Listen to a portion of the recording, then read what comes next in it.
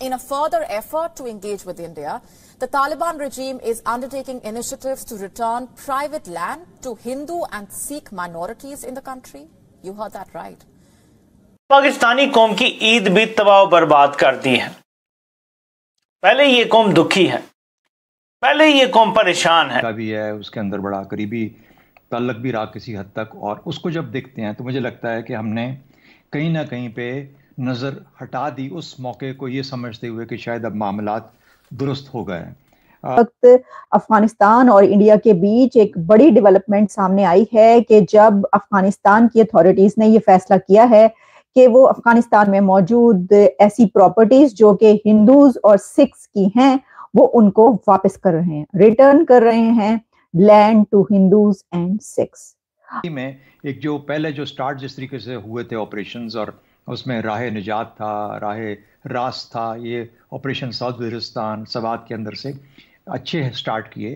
फिर शुमाली वजीरिस्तान में ज़रब अज़ब हुआ, और फिर हमने धकेल दिया उन तमाम लोगों को जो कि पाकिस्तान के मुखालिफ थे, या उनको ख़त्म किया या उनको इंगेज किया और तबाह किया, और कुछ वहाँ से पोरस बॉर्डर की वजह से दूसरी तरफ को चले गए। तो ये तो, लेकिन उसके बाद पिछले 2-3 सालों में एक जिस किस्म की स्ट्रैटेजी बदली है, जिसके बाद ये है कि ये सोचा गया कि शायद अब ये वाकई में राह रास्त पे आ गए हैं, और जब तक इनको कोई एक्सटर्नल सपोर्ट ना मिले तो it is very difficult for them to survive और to carry out, continue to carry out attacks.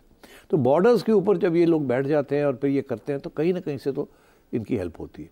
तो एक तो मैं ये समझता हूँ कि कहीं ना कहीं से तो हेल्प हो रही है, और पाकिस्तान की तरफ से नहीं हो रही, और ये पाकिस्तान के लिए प्रॉब्लम है, बिकॉज जब भी वो अटैक करते हैं तो ईरान जो है वो पाकिस्तान से नाराज़ हो जाता है।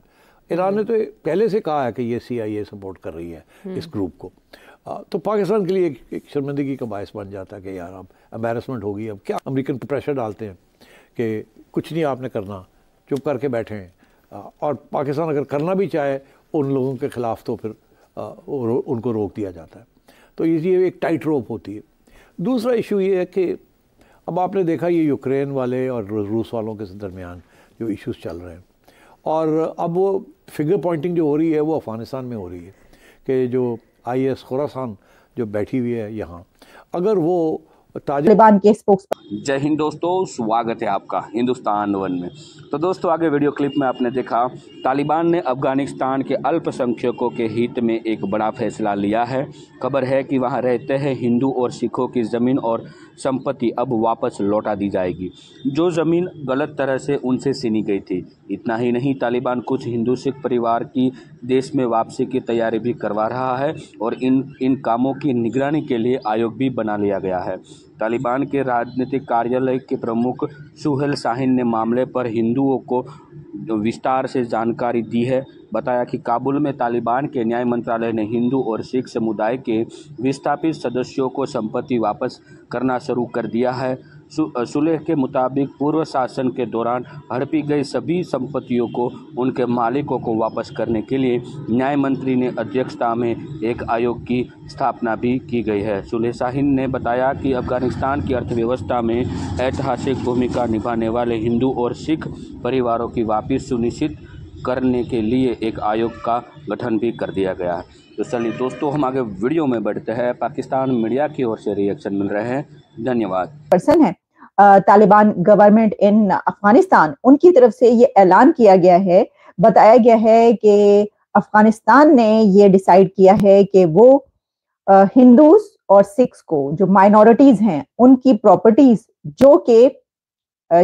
जो वार लॉर्ड्स हैं उनके पास चली गई थी, और वार लॉर्ड्स ने ये जमीनें हथिया ली थी, उनके ऊपर कब्जा कर लिया था, तो उनसे रिक्लेम करके, उनसे वापस लेके अब ये तमाम private property Hindus and Sikhs को वापस की जाएगी।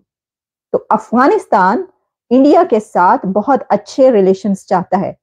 अफगानिस्तान की तरफ से ये एक बहुत पॉजिटिव जेस्चर है, ये कहना है इंडिया का, और ये इंडिया की एक बहुत बड़ी ट्रायम्फ, एक ऐसी जीत, एक ऐसी विक्ट्री है कि जिसमें इंडिया की वो एंगेजमेंट्स जो कि तालिबान हुकूमत के आने के कुछ अरसे के बाद स्टार्ट हुई थी, जिसमें हमने देखा कि इंडिया के national security adviser Ajit Doval भी दुशांबे गए और उसके बाद उन्होंने ऐसी मीटिंग्स और कॉन्फ्रेंसेस अटेंड की जिसमें उनकी मुलाकातें हुई अफगान अथॉरिटीज के साथ। अमीर खान मुत्तकी जो कि अफगानिस्तान की तरफ से वो वहां पर गए इंडिया। आमिर खान मुत्तकी ने अभी कुछ अरसा पहले इंडिया का विजिट भी किया जहां पर उनकी मीटिंग्स हुई इंडियन अथॉरिटीज के साथ। तो जो अजीत डोवल हैं एनएसए इंडिया, उनकी ये कारकर्दगी की एक बहुत बड़ी कामयाबी नजर आ रही है। इंडियन फॉरेन पॉलिसी की ये एक बहुत बड़ी कामयाबी है, अगर इसको इस तरीके से कहा जाए तो गलत नहीं होगा। इसकी वजह यह है कि जिस वक्त तालिबान आए थे, तालिबान हुकूमत आई थी, उस वक्त हिंदूज और सिख्स की एक बड़ी तादाद जो कि टोटल 1% ऑफ अफगान पॉपुलेशन बताई जाती है, वो माइग्रेट कर गए थे। वो अपना बोरिया बिस्तर समेट कर चले गए थे इंडिया। इंडिया ने वहां पर उनको रिजाइड करने के लिए वहां पर जगह दी थी, इंडिया ने उनको वहां पे जगह प्रोवाइड की। इसकी वजह यह है कि जिस वक्त अफगानिस्तान में तालिबान हुकूमत आई तो तालिबान हुकूमत को इंडिया की तरफ से अप्रूव नहीं किया गया या रिकग्नाइज नहीं किया गया और अभी तक नहीं किया गया।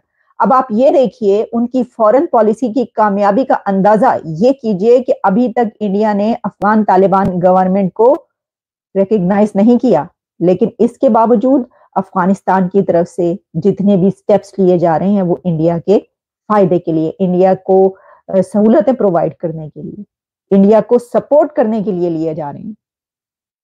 तो दूसरी तरफ हम देख रहे हैं कि पाकिस्तान जो कि डेकेड से मिलियंस ऑफ 20-30 मिलियंस अफगानीज को पाकिस्तान के अंदर पनाह दी, और उस वक्त के जब वो एक जिहाद शुरू हुआ तो उसके बाद वो उनकी जनरेशन्स वहां पर जवान हुई और पली बढ़ी। लेकिन अब अफगानिस्तान और पाकिस्तान के हालात वो हैं कि दोनों एक दूसरे को काट खाने को दौड़ते हैं। आपने देखा होगा, हमने आपको खबरें तमाम पहुंचाई कि किस तरीके से पाकिस्तान और अफगानिस्तान के बीच जो मारामारी हुई है। पहले तो यानी मुंह से यानी एक दूसरे को वर्बली बहुत बुरा भला कहा गया। डिफेंस मिनिस्टर ने पाकिस्तान के ख्वाजा आसिफ ने क्या क्या कुछ कहा, उन्होंने कहा कि हमसे जो है वो करने की कोशिश मत करें, अपनी उसमें औकात में रहें वगैरह, इस तरह की बहुत सारी बातें। फिर अफगानिस्तान की तरफ से ये कहा गया, ज़बीला मुजाहिद की तरफ से, कौन हो तुम, और इस तरह की चीजें चलती रही हैं।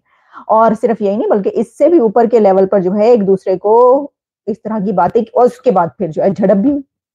सिर्फ बातों तक की बातें नहीं बल्कि झड़प भी हुई, तो मामला जो है वो जंग तक पहुंचा। वो तो एक तरफ हम देख रहे हैं कि अफगानिस्तान पाकिस्तान के साथ फाइट करने में दिलचस्पी रखता है, पाकिस्तान के साथ जो है वो ताल्लुकात उसके बेहतर नहीं हो रहे, इसके बावजूद के जो बरादराना ताल्लुकात हमेशा से एक वो जो सो कॉल्ड बरादराना ताल्लुकात मुस्लिम उम्मा, वो सब कुछ पता नहीं कहां धरे का धरा रह गया।